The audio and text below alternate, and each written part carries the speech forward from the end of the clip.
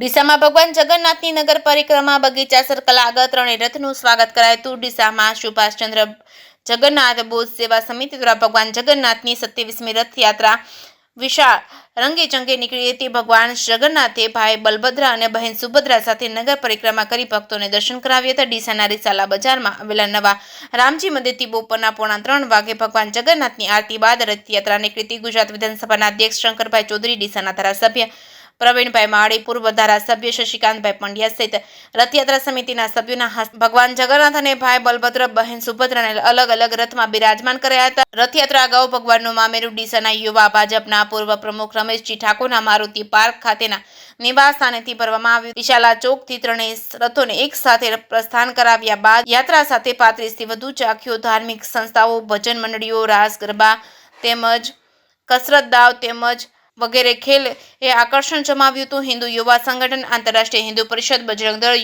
શિવ યુવા ગ્રુપ સહિતના હિન્દુ સંગઠનના યુવકો મોટી સંખ્યામાં જોડાયા હતા। રાય યોગ ટ્યુશન ક્લાસીસના વિદ્યાર્થીઓ, ભાઈઓ બહેનોએ ટ્રેડિશનલ ડ્રેસમાં સજ્જ થઈ લાઠી નૃત્ય કરીને લોકોને મંત્રમુગ્ધ કર્યા હતા। સેવાભાવી સંસ્થાઓ દ્વારા ઠેર ઠેર બુંદી, ઠંડી છાશ, શરબત, ઠંડા પાણીના સેવા કેમ્પનું આયોજન કરાયું હતું। જે કે ગુજરાતી સાથે ભરત ઠક્કર, ડીસા।